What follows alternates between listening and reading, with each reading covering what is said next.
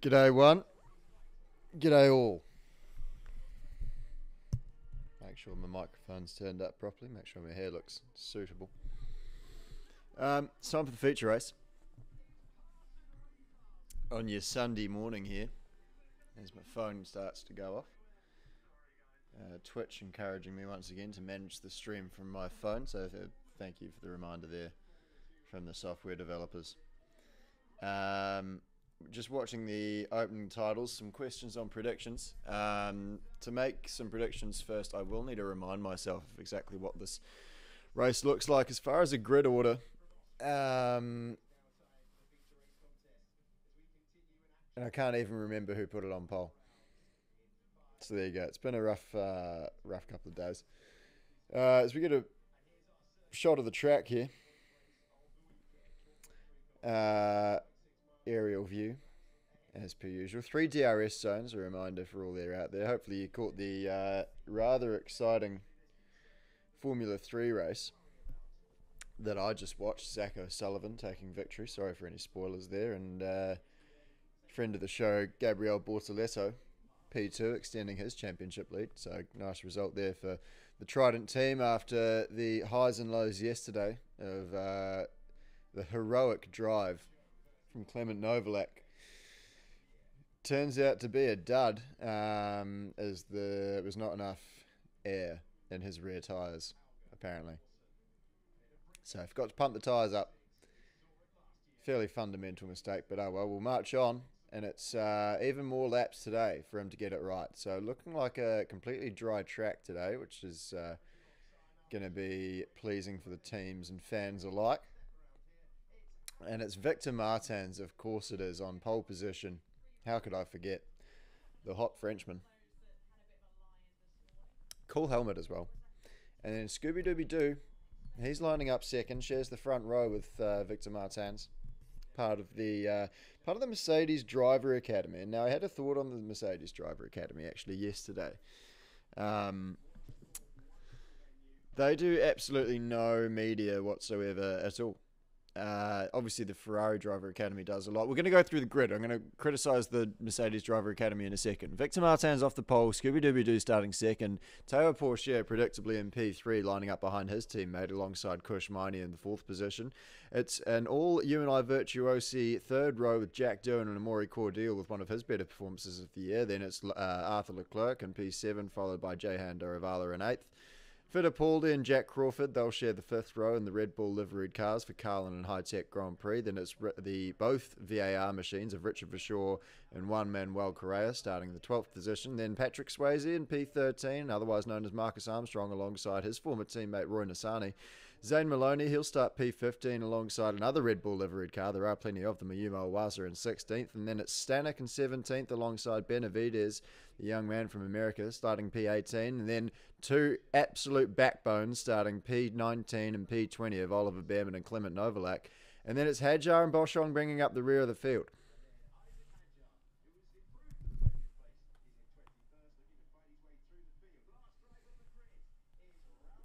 If you're syncing up, 1 light to go, and green. The rolling lap is underway. Sorry if you got a bit of a startle there, thinking that might have been the start of the race. It's not. We've just started the formation lap, if you're riding along with us.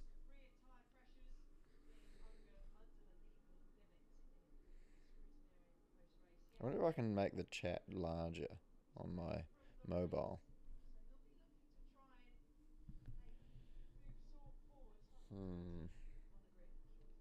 No, can't quite figure that out. Hearing from Victor Martins here now.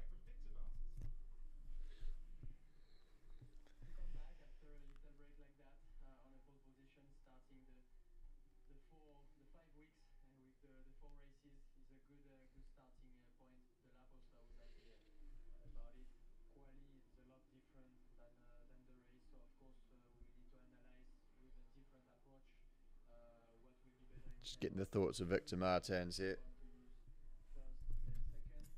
Sort my microphone out.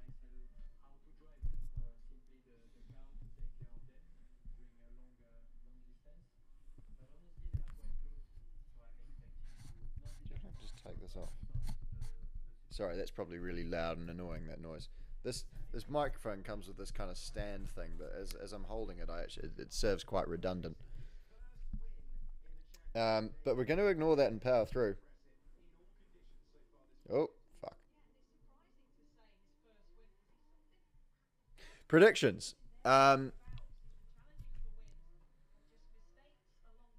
Dig looked quite bad.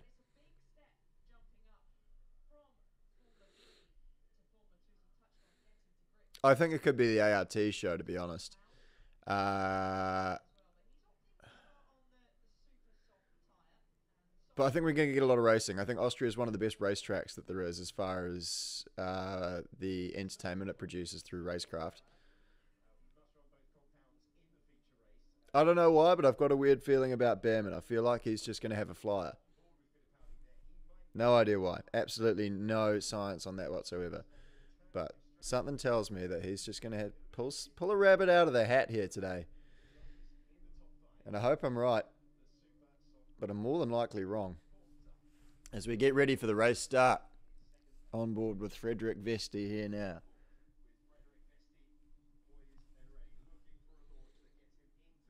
Come on, boys. 5 lights on, green flag flies, and out they go. And it's a great launch from Scooby Dooby Doo. Absolutely rockets away from the line, and Bourchier already putting pressure on PC. Oh, in fact, he's got through into second. Lock up in the midfield there as everyone seems to get through turn one just about all right. One of the PHMs going a little bit wide, and it's still going to be Teo Pourchaire ahead of his teammate, and out of shot almost is Scooby Dooby Doo. As we're going to see them all fly into turn 3, and that's a stonking move from one of the Tridents, I believe. It may well have been Stanek. Is Kushmani under pressure now from Jack Doohan, mounting his attack? Jahan Daravala, he's had a good start, up into the P6 position, I believe. As Behrman and Novalak get side by side in the background there. And something, I feel like someone's gone off there based on how the camera reacted. But we'll keep our eyes peeled. It seems like we've still got all of our contenders. And it is, I believe it is Stanek who's had that great start in the Trident car. Although he gets a little bit squirrely fighting with Isaac Hadjar now. And it's going to be Novalak is going to do them both, I believe. He's right. I think you'll get a track limits warning for that one, Clamogio. Jesus, it's all go. It's all go.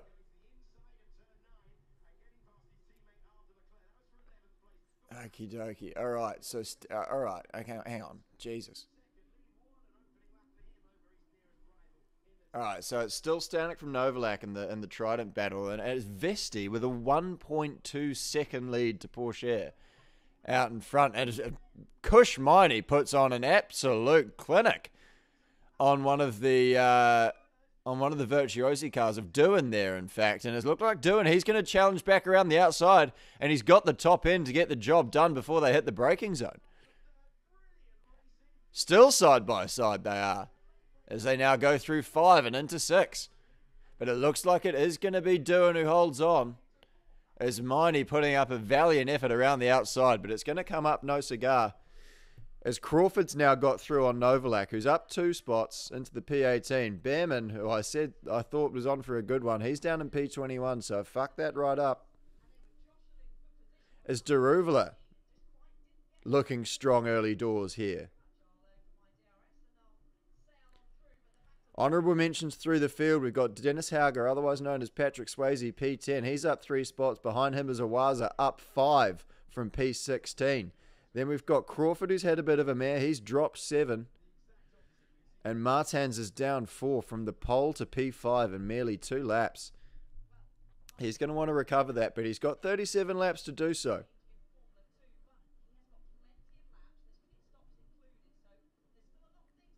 Now, the next thing to pay attention to is the sort of carnage begins to simmer down a little bit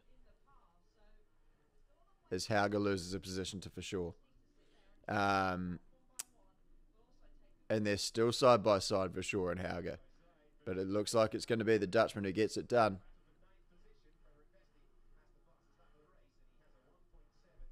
both racing for Dutch teams, of course, VAR and MP Motorsport alike. And it's Vesti putting in a fastest lap in the Mystery Mobile. He's going to be absolutely rapid today. I mean, perhaps he's going to put together another one of those Prema performances that we've become so accustomed to over the years of just pure dominance, fastest lap after fastest lap. But a long way to go, as we just discussed here in this race. How's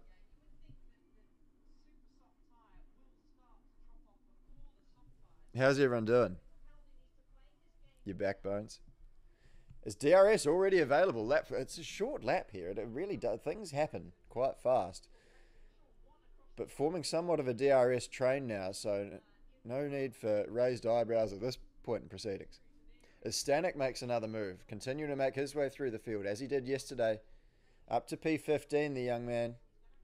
And he's going to lose that back again now to one Manuel Correa, so they're having a bit of a wheel-to-wheel there.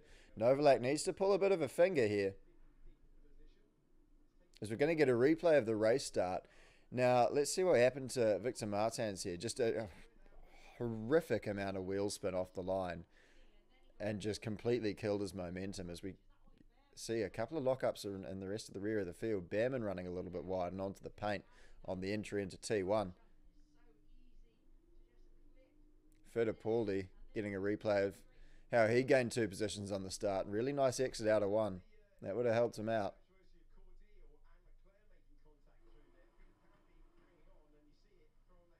So Behrman actually had a really pretty respectable launch and start. Clearly all just kind of went tits up at T3 for him, I believe. He still remains in the P21 position, only just less than a tenth behind Benavides now. I think it could be only a matter of time on that one. And I believe he's now through in the background there. So Behrman now up into the top 20 with his teammate leading out in front to the tune of 2.5 seconds. A real showcase in just how important qualifying's become in this Formula 2 championship now. You got Behrman, who we discussed yesterday, has really been feast or famine this year. It's been race wins or bust. He's been done over in qualifying a couple of times. Monaco springs to mind. Probably should have been in contention for a win there alongside his teammate Scooby-Doo in the Mystery Mobile. But, you know, it's his first year in Formula 2. Important to keep that in mind. There's not a lot of guys going well as rookies this year as far as results. We've seen great pace from some rookies. You know, the likes of your Martins, your Behrmans, and a few others who would be certainly worth a mention. Crawford, Hadjar.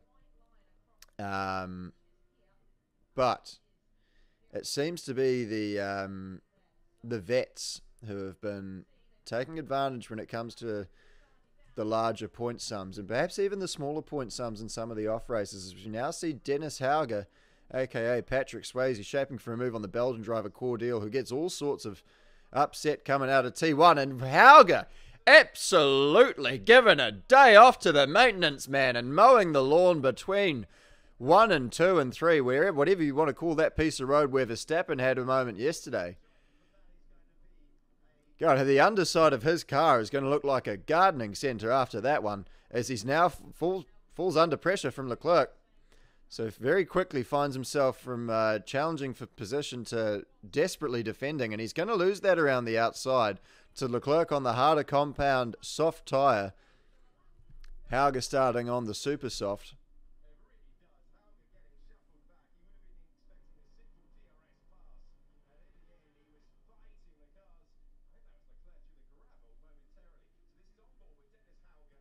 Keeping an eye on the chat there, and yeah, you can see, goodness gracious me. I mean, I'm really not too sure what Dennis was doing there, to be perfectly honest. I mean,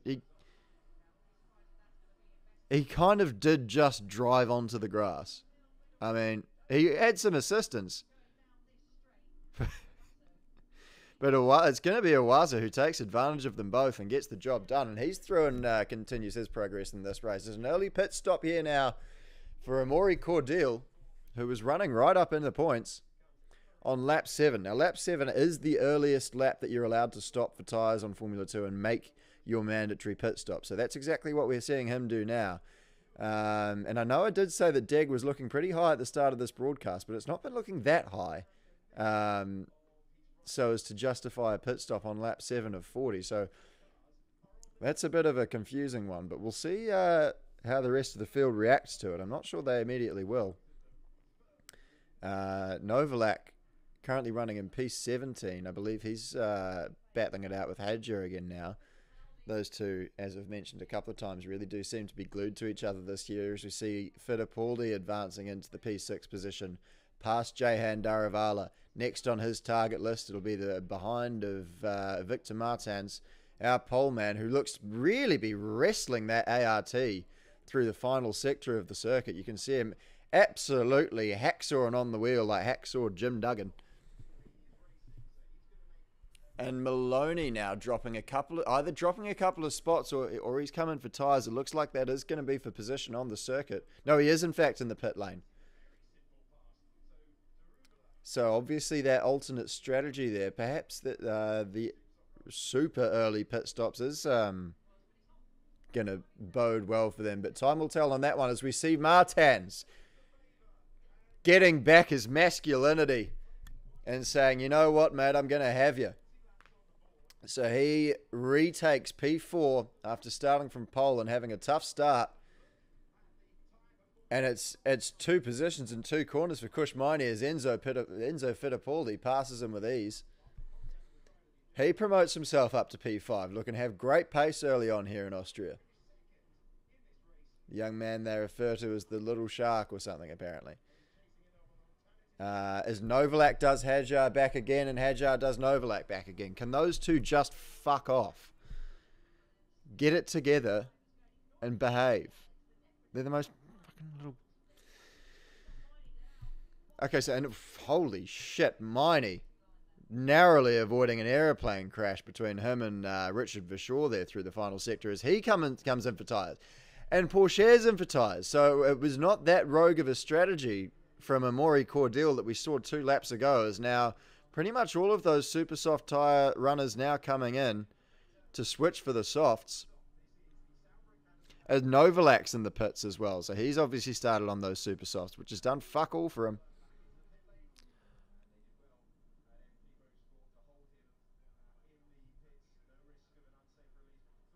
So we see Novalak now boxing for his tyres.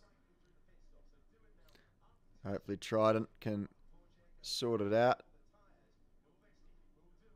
And it's a pretty fuck average stop for Trident. I'm going to be brutally honest there, but I think they might have been a little bit overcautious on the pit release. I don't believe they needed to keep him there quite so long because they had the last pit box in the order, which essentially, folks, means that you can just drive straight out. Now, Marcus Armstrong was cost a feature race win in Hungary last year because the fucktards on the button at High Tech for some reason couldn't piece those bits of information together. And even though he was staring straight at an empty racetrack and a race lead, they said, oh, there's another 3 cars about 25 meters behind us. Let's just leave him here for another 6 seconds. And throw away the better part of €100,000 that it costs to race a car like this for a weekend and totally shaft him. You'd almost believe that I'm still bitter about that. And you'd be correct. As we're going to see how they all cycle out now. And Martins now, he's stopped in as well. So both the ART runners, they haven't split the strategy there, which I'm a big fan of, to be honest, in Formula 2. I don't like it when they split the strategies. I understand it as far as maximizing the team result potentially, but ultimately Formula 2 is not about the team. It's about the driver. And so when they go, oh, we're going to try this with you, but this with the other one, it's a bit like, well, hang on, why don't you just do your fucking job, figure it out, and tell us which the better strategy is going to be on. It makes no sense to me whatsoever. I don't see why you would give your paying customers any reason to be upset with you for potentially favouring another one of their paying customers. And yes, before you all put your tinfoil hats on, that's exactly what Formula 2 drivers are: customers. They're all paying for they're all paying for their seats.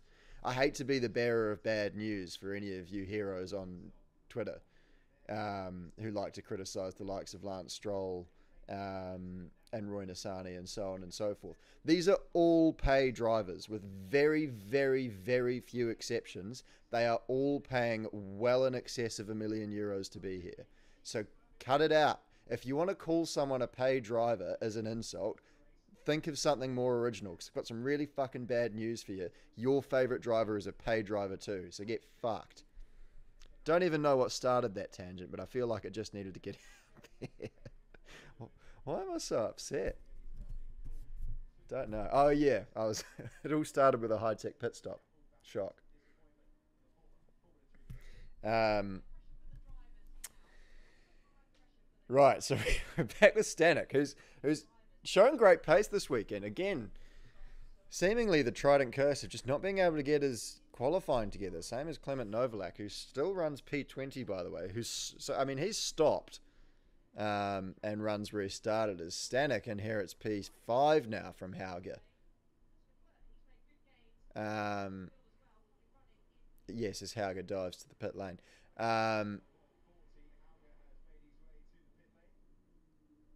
Yep, so Hauger, so he's one of the later stoppers to get rid of the super soft tyre, Dennis Hauger, aka Patrick Swayze. So he could be one to watch, because he's been running, it's sort of in the points, but getting rid of those tyres about 5 laps after a lot of the other guys. Or maybe 3 laps after. It might not make that much of a big difference, but, we like to see the hot drivers do well. And Hauger certainly is one of those.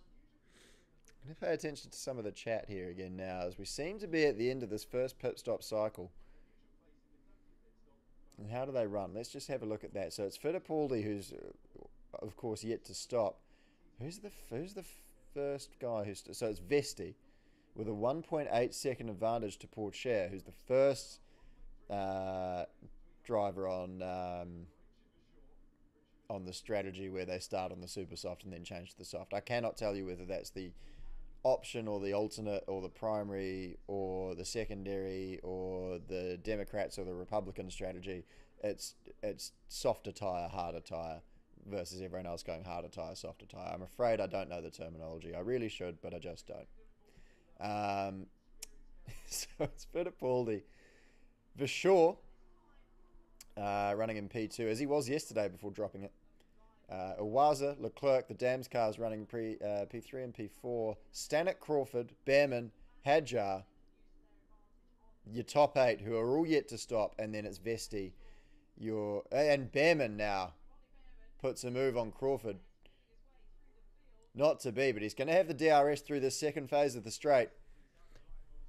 2 young men who are great chums. And Behrman getting the job done quite nicely there on our good friend Jacques Lunet.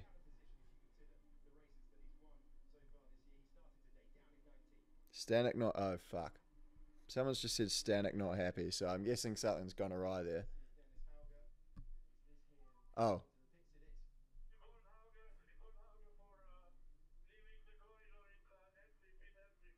Yeah. Stanek making quite a good point there, actually, against Patrick Swayze. Because, like I said, it really can turn... I mean, you really could get an airplane crash there when things like that go wrong. So they are important to get right. As we ride on board the man who may be in a spot of bother here, Dennis Hauger, through that section that he might be in trouble for in pursuit of one of the PHM cars, I believe it might be. It is. It's Roy Nissany ahead of Patrick Swayze. As it sounds like some of my laundry might be finished its first cycle. So Behrman running relatively strong up in P6 now. Obviously some distance off the back of Fittipaldi, who was running a genuine fifth before the pit stops. I'd actually, do you know what? I think Fittipaldi's my pick to win as they run right now. I know, and I'm not going to pat myself on the back for that prediction because it is quite easy 15 laps into a race to look at who's going quite well and then go, that's who I think is going to win. But he was super strong at the start of the race, just from raw pace perspective, it would have seemed. On the harder tyre as well. So something tells me if he can make those last for a decent amount of time, as we get a shot of Clement Novalak coming through turn 8, stalking now the back of Ruin Asani and Dennis Hauger. This is good to see for Clement Novalak. Like I said, he's shown a little bit more pace this weekend. Not in qualifying, but and I think that might be a track limits violation. Where was I going with this? I've got no idea. But oh well, you can't win them all. So we're looking now at Cordeal, the early stopper of Cordeal. Not that far ahead of Novalak, which I don't hate. Is Novalak now? Yeah, you can see it on your screens here, folks. 1.28 tenths faster than Hauger on that last lap. Be nice if we could join the party and have a bit of fun with these guys. As Nissani's going to put a move on Cordeal here now. Nice and clean. Textbook from the young man from Israel. Residing in Budapest, I believe. Last thing I heard. Yeah, apparently, yeah. Nissani loves a bit of Budapest.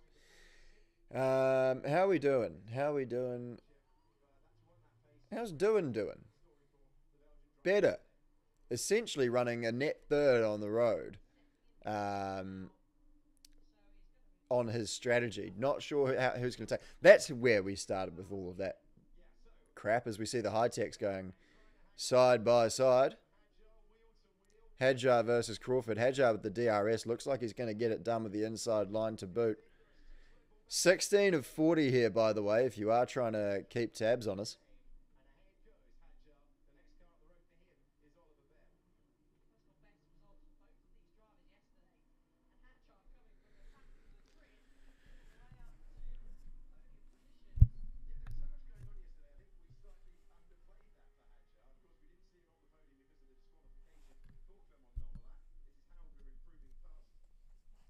Just seeing a replay of Hauger going past there. You might be able to pick that up from the TV commentary. Yes, sorry, I'm going to pick this back up now and actually do my job. I think Fittipaldi is my pick to win because he had massive pace and he's leading at the moment. Clean air, he'll be able to look after those tyres, and then if he can translate that pace onto the super soft tyre at the end of the stint, as Scooby-Doo now starts to hit the back of the traffic. He's got 7 cars in front of him. As it stands now, as he slides past Crawford there. He's going to have to get through with the tyre advantage, though, it has to be said. And that Prema has looked extremely strong. Already roaring up to the back of Isaac Hadjar.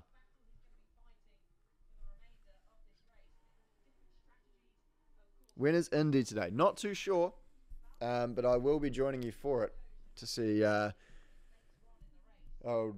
Dopey Face launch an attack from P18. James, are you going to Silverstone? Mum wants an autograph. Absolutely. I'll sign anything your mum wants me to sign, which I'm not going to actually go into that one. Merc chat. Oh, yes. Thank you for reminding me. The Mercedes chat. I think Mercedes... I'm going to put my tinfoil hat on here, folks. I think Mercedes are doing a disservice to their junior driver program because they literally have no social media presence whatsoever. It's just Mercedes AMG F1. I'm happy to be wrong. I just had a quick look for about 2 minutes yesterday. That's the amount of research I've done here as we see their junior driver now getting past Isaac Hadjar on lap 18 of 40. Now just 3.6 seconds behind his teammate Ollie Behrman, a part of the Ferrari Driver Academy, which brings me to my point. The Ferrari Driver Academy does a lot for their young talent as far as media exposure and getting their name out there in the media and for the motorsport world. So even once they do, as we see a replay here of Clement Novalak putting a move on Cordeel. You love to see it. Even though it's for P18, that's still 2 spots better than where he started. Um, Ferrari do a great job of promoting their drivers for their own benefit as well. So their own social media gets a big boost. Whereas Mercedes, with the likes of Scooby Doo, aka Frederick Vesti, and I mean, look, proving my own point here now. I believe there's a chap in Formula 3 who's really good, who's in the Merc Academy. I'm sure the chat will point it out immediately for me. But you hear nothing about them, and you always hear Red Bull Academy. I mean, you're pretty fucking hard to miss a Red Bull Junior because the whole car's painted. Aaron, Paul Aaron, great peddler, and a Prema as well. Who Prema do a good job of promoting their drivers too. But yeah, like where's the love for the Merc Juniors? I mean, every other junior team, they paint the car so that they're like, hey, this is our guy. Mercedes is the only team that doesn't do that. We're looking at 3 examples right now of Jack Crawford in a Red Bull liveried car because he's a Red Bull junior driver, Teo Pourchaire in a Sauber liveried car because he's a Sauber driver, and then I believe it's Victor Martins behind them. It is. No, it's Jack Doohan, who's an Alpine Academy driver, and Kel Surprise, his car is liveried to look like an Alpine. So I'm not sure what Mercedes are trying to do. They seem to have some kind of internal conspiracy within their driver program whereby they don't want to see their drivers succeed post Mercedes career, and they don't want to promote their own brand and make the most of the exposure that comes with Formula 2, which isn't insignificant to promote their brand. So absolutely no idea what's going on with the Mercedes motorsport marketing team there. I think you've dropped the ball. I think you've got to take a look in the mirror and blame yourselves, because look at what literally all of your competition is doing. You're not doing it.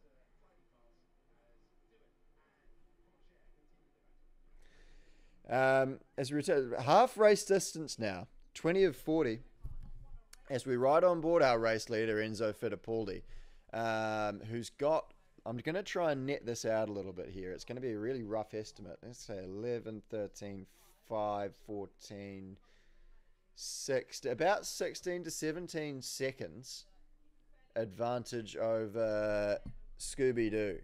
Now, a pit stop here, I think, is going to cost you around about 25. I've literally just pulled that number out of my ass. Haven't timed it, haven't seen a piece of information that suggests that. I think it's roughly about that. As it stands now, I think he's got about 6 laps as many. He's going to have to do more than 6. I think he's going to have to do at least 7 or 8 more laps on this tyre before he can really come in and switch over to those super softs. That top 6 you're seeing there now. They'll be pretty eager to come in and get off that soft tyre they started on. But as you see, Pourchaire now, yeah, they're just getting around them with complete ease now. The pace advantage is going to be massive, but it's all going to swing in the other direction as soon as those front runners, as it stands now, come in to change their tyres. As we're seeing, who's that? That's Doohan on the back of Hadjar. Lap 21 of 40 if you're trying to sync up. So we're in a bit of a lull of the race here. You see Behrman putting a move on Stanek.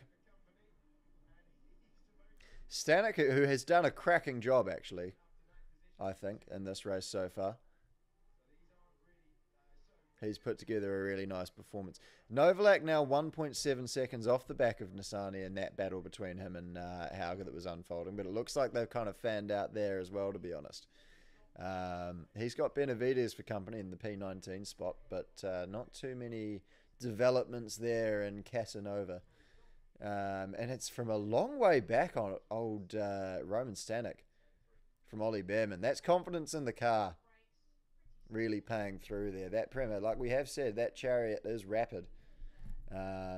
Just not coming through for Oliver Behrman in qualifying, unfortunately. Which is a shame. But like I said, rookie season, I think, it is still early doors. We've got 3 on the bounce following this race weekend. But if he is indeed in Formula 2 again next year, and stays in that Premier outfit, I don't really see anyone standing a chance. But that's a discussion for next year, as we see the other Premier now putting a move on Roman Stanek in exactly the same place. Slightly less audacious, but he does have that massive tyre advantage, important to remember.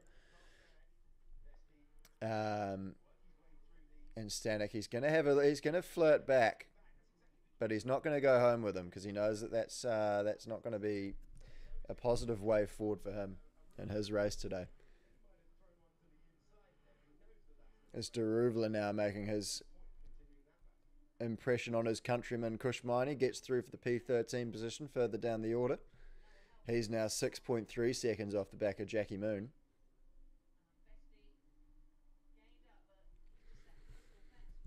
Can I have a look at the chat here before we dive into a few more pit stops? Catch up with a few of the backbones. Bit of chat about the old Mercedes Academy there. A few of you agreeing with me. Apparently there's 2 penalties in this race.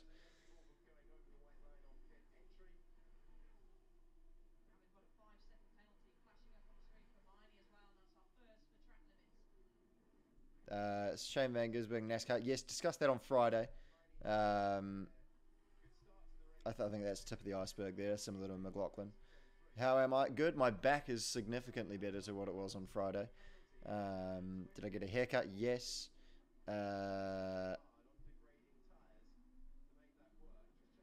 McLaren Academy drivers. I don't know of any McLaren Academy drivers currently. I think Lando was their last one. De Vries actually was in the McLaren Young Driver program for quite some time as well. And actually, a point that I will bring up on De Vries as well, because I did give a bit of a speech on that on, I can't remember, Thursday. It wasn't Thursday, Friday or Saturday. And my thoughts on the situation there, because of course Red Bull Racing and AlphaTauri will ultimately consult me on what they think I would do.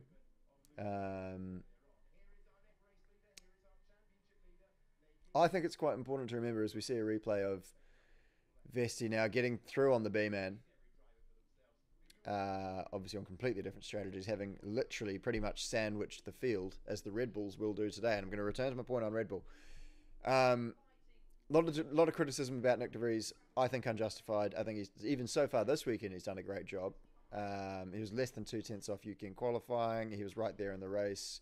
He's done the job in probably the worst car on the field. Yeah, okay, he hasn't scored any points, but Yuki's only scored 2 in his 3rd season in the AlphaTauri. And there's no shade to Yuki. It's a pig of a car. So why be so critical of Nick De Vries? Be critical of the team. They've delivered a terrible product. De Vries, bear in mind, has never been a part of the Red Bull outfit. He's not like a lot of the other Red Bull juniors who come through with, Helmut Marko's nose up their ass pretty much every time that they look at their phone or jump in a car. He's not used to that environment. So it's his first year in the Red Bull environment.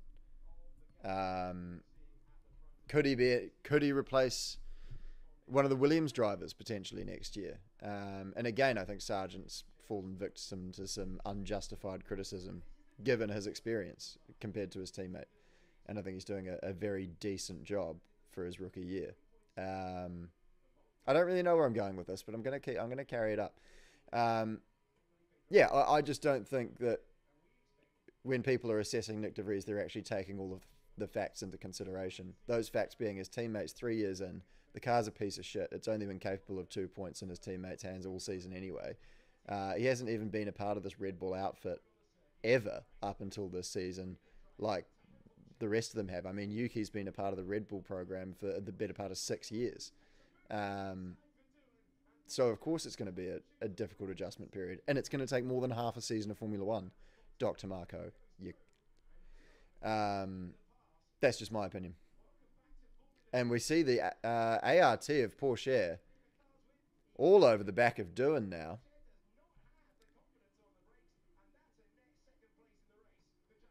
And I feel like I've missed Doohan.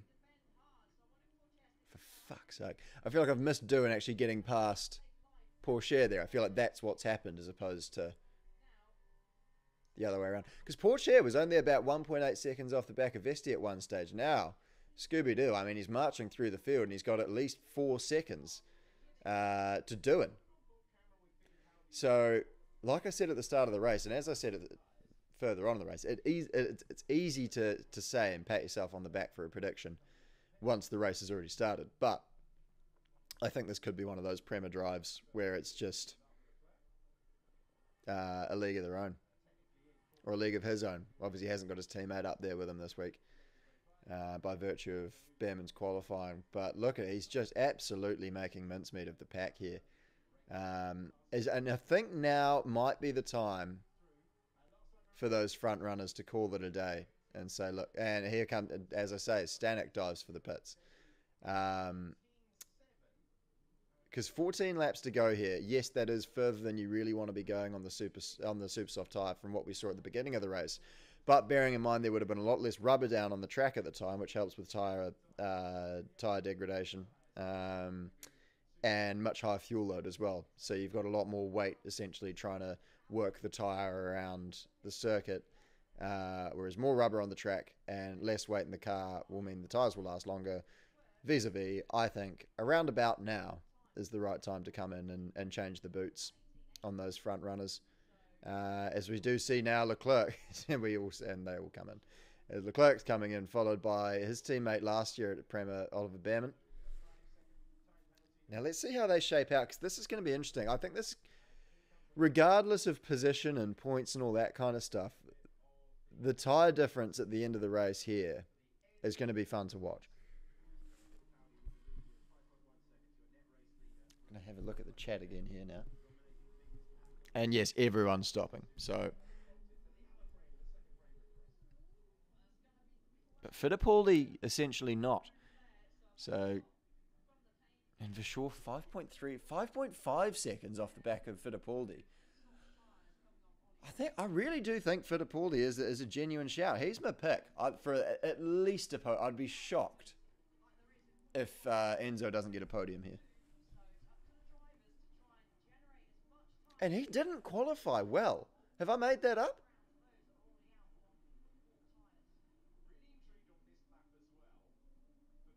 If you message Luke before Silva about meeting him, he'll come out for a chat.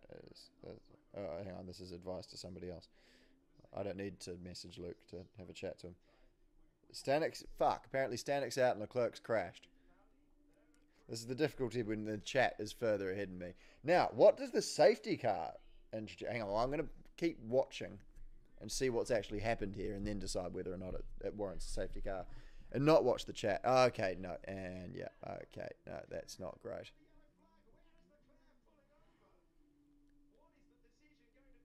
I think this has got to be at least a VSC. It might already be.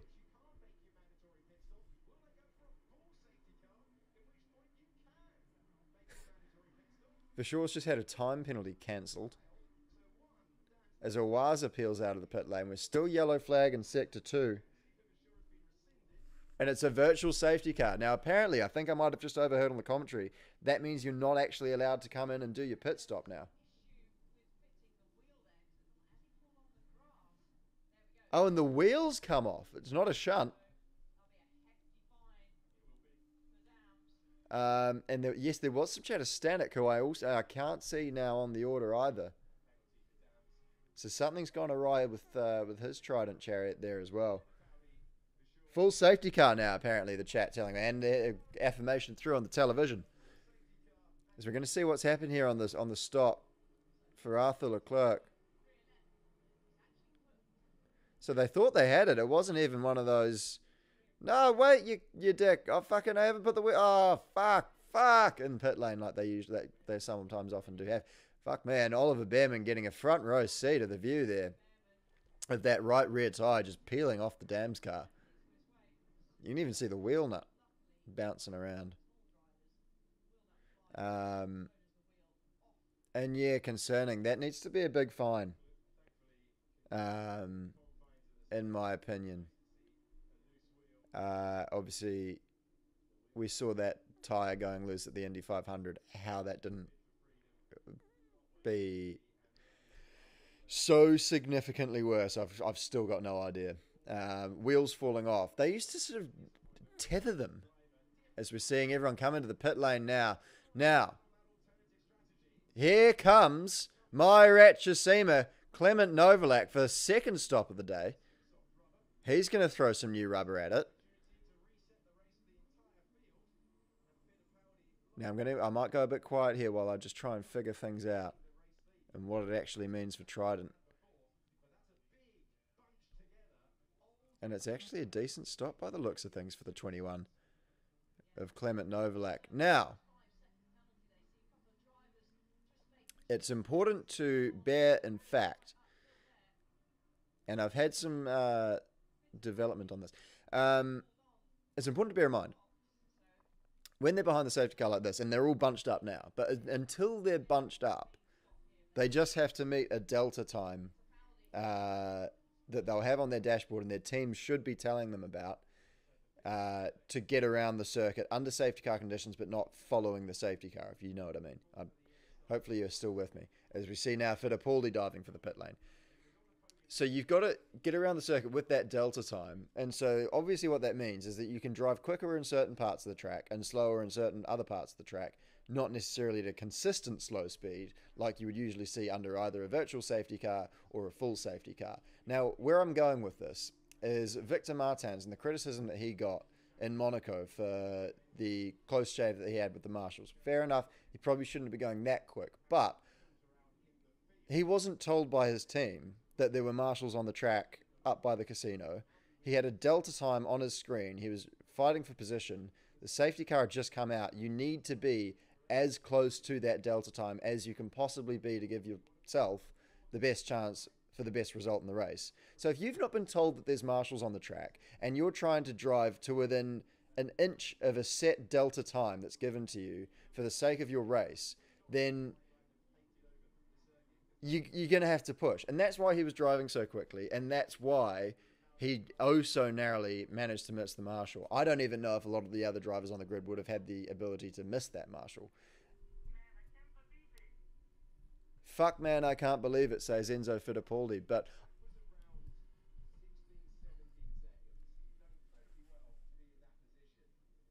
I think he's still in with a great shout here, Fittipaldi, unless I've got something completely wrong. 10 to go, and the field's bunched right up for him. So I'm not too sure why he's so upset. Okay, yeah, he's lost more positions than he would have done. But Frederick Vesti is going to be so much closer to him. I think he could be quids in. So he's going to launch from P9. Like I say, with 10 to go, we're going to lose one more under safety car at least here. Maybe even two.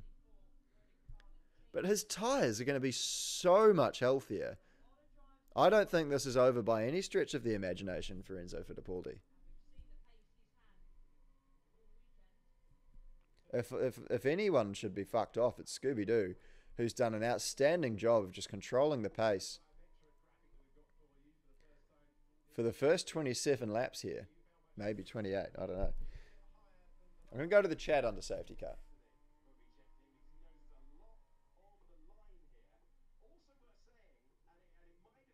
Why are the biometrics only shown on Vesti? Because that's probably he's the championship leader, so that's probably a reason. Also, the amount of data that goes behind feeding something like that is actually quite a complicated thing.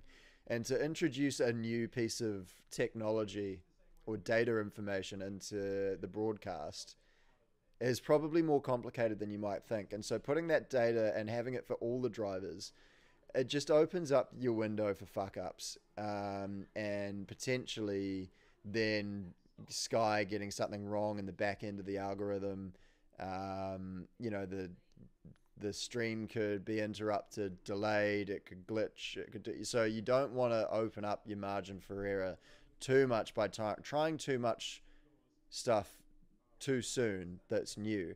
Now, this is an issue that's close to my heart because when we first did our very first stream, you might remember, if any of you backbones were riding along with us back then, me and Marcus Armstrong commentating on Saudi Arabia, the two fuckwits that I am forced to work with on this media operation are insistent that we had the live timing on our Twitch stream for the Formula 2 race. And I said, listen, you morons, the purpose of commentary is really mostly just audio.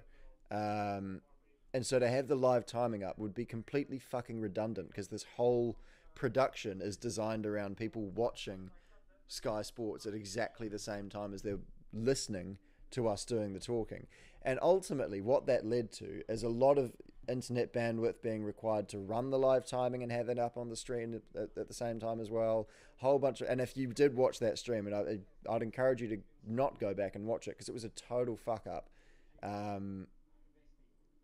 You can't be having that happen if you're Sky Sports. So that's probably why they've not tried to bite off more than they can chew with the biometric data on Frederick Vesti. That's a very long-winded and probably somewhat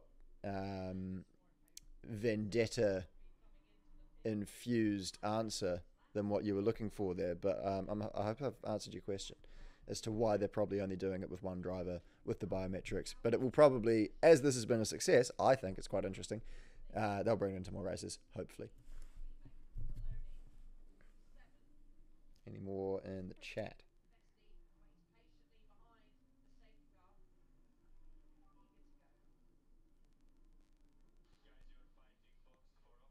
Stream bots. Someone's going to need to explain to me what stream bots are, but if they're helpful and it makes it better for the backbones out there, then we're more than happy to do it. But you have to message Clem about that because anything technology is not for me.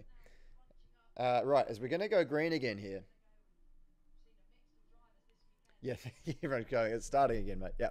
All right, so Scooby-Dooby-Doo. He's backing up the field. He hasn't gone yet. Hasn't gone yet. Hasn't gone yet. Building a bit of revs. And off he goes at the exit of the curbing on the inside of turn 7 or 8, I believe that is. Weaving around in the background here. Okay, so Clement Novalak is on new tyres in P18. 8 laps to go. Yes, that will be. It looks like 7, but eight circuits to run still. And here we go, folks. This is it. So, Behrman making early moves. Novalak's had a fucking average start. Or restart, I should say. It's all 3 wide, 4 wide, 3 wide, 2 wide into turn 3. A little bit hard to follow. As Behrman is on a tear up. And the benefit of new bags. Come on, Ollie B! Get up it. Up to P9 in the points. That's what we need. You win your championships on your bad days. All right, I'm gonna do some more commentary now. I realised I've gone a bit mute. As Deruvela makes a move. And this is going to, the field as you see it now is going to have a complete Hong Kong shuffle. With the new tyre runners, the likes of Crawford, the likes of Behrman, the likes of Fittipaldi, are just going to begin to completely decimate the field. I don't see a way of stopping them. I think Fittipaldi and Behrman are going to occupy the top 2 spots of this podium. You heard it here first, folks. And a massive lock-up for Kush Miney in the background there. And Novalak will inherit P16. Now rides behind Hadjar. Fuck me, where have we heard that one before? I'm so over those two being in the same real estate on the circuit. I'm sure they're over it as well. Sick of each other. They're probably going to throw croissants at each other at the end of this race weekend. I don't know what French people do when they're upset, but it's probably pretty similar to that. As we now see, Crawford makes his move on Nissani. The super soft tyre doing its job. Behrman up to P7 now. Behrman past Fittipaldi. That's going to be key. That's going to be massive. That's going to be massive, ladies and gentlemen. Behrman has passed Fittipaldi for what could be the net race lead, depending on how this pans out. And you can see how he does it here. We're going to get a replay. Just has a beautiful run through T1. And remember, he's going to get the DRS, or maybe not the DRS, another restart, but he's textbook from Oliver Behrman, and Clement Novalak doing a nice job to avoid Kushmani there, threading the needle through turn 1. And Kushmani, and he's had an issue. That's going to turn into a, oh, for fuck cunting sake. Kush Miney's off the road, and he's brought out the virtual motherfucking safety car to just rain on my fucking afternoon. Morning, even. Christ. This is infuriating. Move the car! Stop looking at it! Move it! Move! Austrian marshals, and I'm not criticizing marshals because they are the backbones. But move it! Move! You've had free tickets to the Grand Prix. Stop ruining my morning. Even though you're backbones. Confliction here on the Screaming Meals broadcast. James, buy a phone case. No. For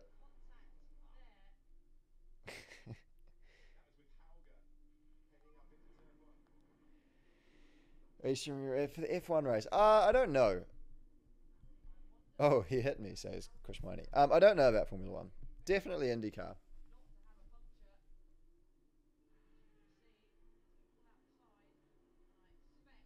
Messages from the wizard coming through there. Okay, so it looks like we're about to proceed. Now, what this VSC period may well do for those, for the likes of your Vesties, your Doins, your Vishors, your Awazas, your Porsches, your Martanzas, is they will have had an opportunity to cool their tyres, and heat cycle is a big old thing when it comes to tyres. That's as technical as I can be about it. It's a big old thing. And so just the opportunity to cool their tyres a little bit might just relieve some of their pain. But in saying that, I mean, they're still going to really struggle against the fresh rubber on Behrman. But this VSC really, really robbing Oliver Behrman of precious time to catch up. And now what the VSC is ending, and now this is where that delta I was talking about with Martins becomes very important. And oh my goodness, Martins with a great run at the end of the VSC, 2 wheels on the lawn, and he's going to have a big old look at his teammate. This is going to fall right into the hands of Oliver Behrman behind on fresher tyres. But you saw what I was talking about there. Martins just up to speed on his delta and then got a real slingshot and a good old look at Théo Pourchaire. But again, a lot of it determined by which part of the track you find your good fortune on. And ending up with nowhere to go, though, Victor Martins. And he's going to quickly fall victim to Ollie Behrman here, I feel. DRS straight back on, bearing in mind we're just coming off a VSC, not a full safety car, so the DRS still available to all the drivers in the field here. Novalak's progressed to P15, 37 of 40. So we're going to get 3 more circuits of the Spielberg Red Bull Ring here. I don't know. I'm pretty sure that's not actually what it's called, but we'll go with it. As we're going to see more action happening in the mid-pack here now. Just about every single Red Bull livery card you could fucking hit with a stick.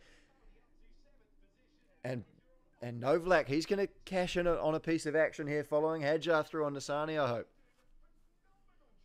Here they go. They all steam down back in.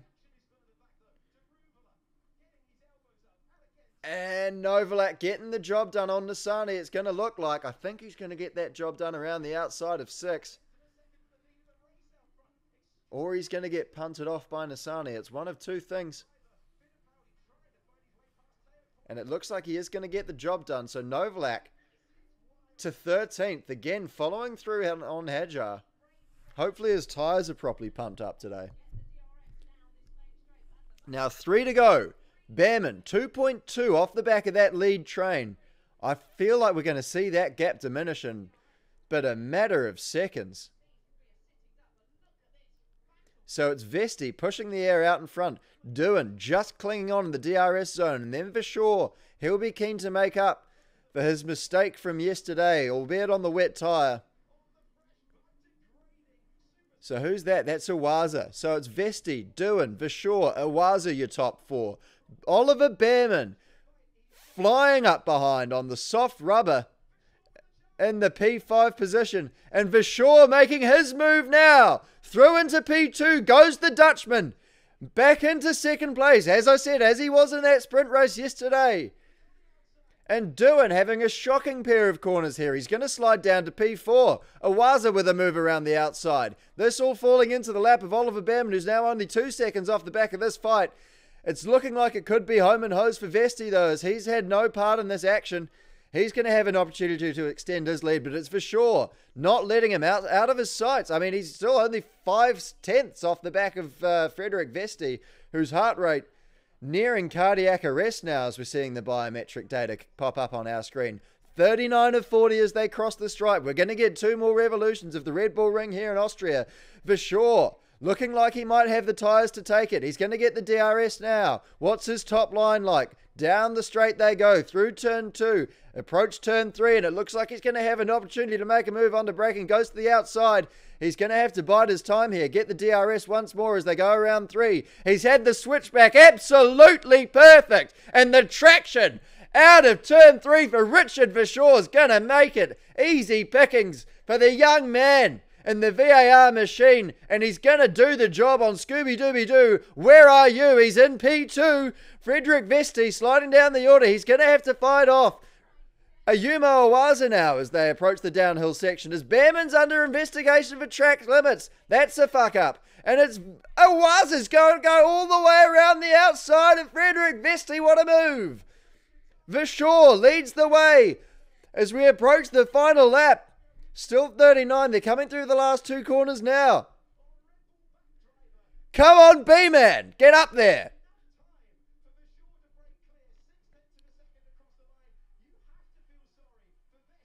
Vesti, Scooby-Dooby-Doo, it's slipping through his fingers. And Correa's going to get investigated for a safety car infringement. And Novalak looks like he's going to end up in P. Marcus Armstrong. Is it still all on here at the front? This could still change hand, folks, between Awaza and Verschoor. Fuck me. My voice is starting to go. Come on, the B-Man.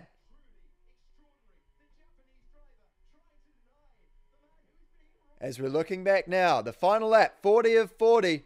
Verschoor leaves it pretty fucking late to cover. Holy heck, narrowly missed by Ayumo Awaza. And it looks like that tyre advantage for Behrman is now faded. He's got a shot at 1 or 2 more, but the win's gone. It's going to be between the man from Japan and the man from Amsterdam.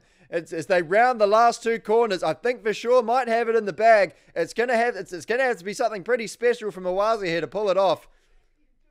But you want to talk about something pretty special. You want to be talking about this man, Richard Verschoor, who's going to pull it off. Outstanding. Avenges his bad result from yesterday and takes the feature race win, I believe for the 2nd year in a row, with 2 different teams. One here last year with Trident, of course. And Verschoor, the Dutchman, he'll take the W. What a man, what a man, what a mighty good man. I like Richard Verschoor. I've said that before. That rhymes. And he'll take the win here at the Red Bull Ring. Well, what an end to that one, folks. And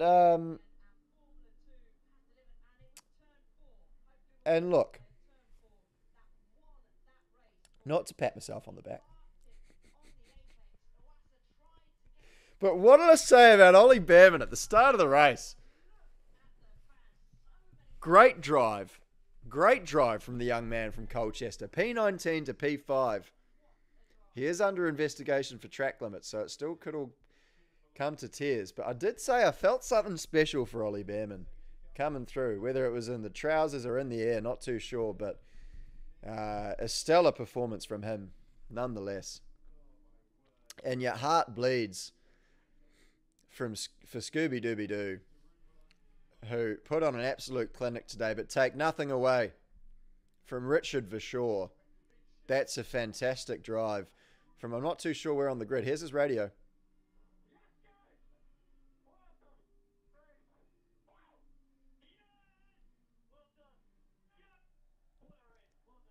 Yeah, what a backbone. And you can hear the Dutch crowd going absolutely wild.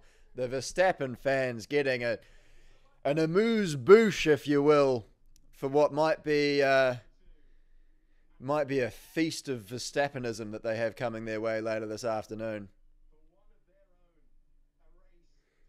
And who can't be pleased for the man? I mean, if you're trying to pick a driver to get behind, look not a lot further than Richard Verschoor, who's a total backbone and a really nice guy. Um, does a great job. One of the hardest working drivers on the grid. Comes up with almost all of his own backing, hacking it away. And it's great to see the backbones who are putting the blood, sweat, and tears in get a good result like they have done today. And there's an incident between Pourchaire and Martins that's going to get investigated.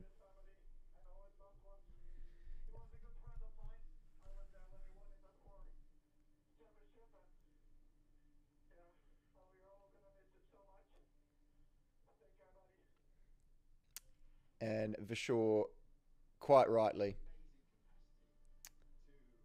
attributing that performance and win to, as we're hearing on the radio, a good friend of his, Delano Vantoff, who we very sadly lost yesterday.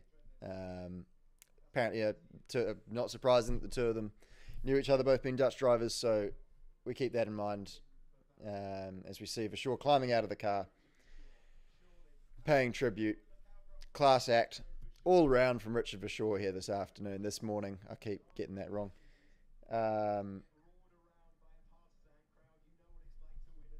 Yeah, backbone. Total backbone effort, backbone drive, and a backbone finish for Richard Verschoor there. Great stuff.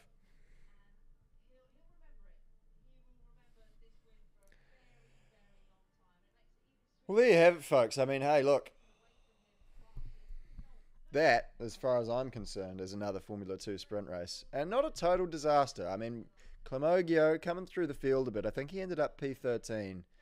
A wise call at the end there to switch boots. He was pretty much at the back of the field. Not sure what happened to Roman Stanek. He'll be disappointed. He was having a great race, doing a fantastic job early on.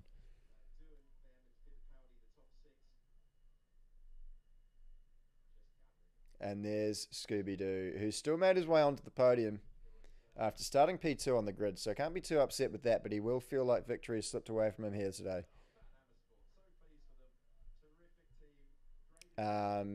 Yeah, so like I said, folks, that's another F2 sprint race. I may or may not join you for the Formula One. I'm undecided. I can maybe Max is keen to do something. Someone see if Max. Maybe we could do like a stream together. Because talking to myself for an entire Formula One Grand Prix is difficult. I'll put it that way. Anyway, that's an idea. But I will be here for IndyCar. And that will be long because Marcus is starting 18th. And those are long races at the best of times. So might need to rest my instrument. You might see me back for the Formula One. I've waffled on about this for far too long now, so I'll leave you to enjoy the rest of your days. Enjoy the racing. If I don't see you for the F1, enjoy. But we'll be back for the IndyCar and kia kaha.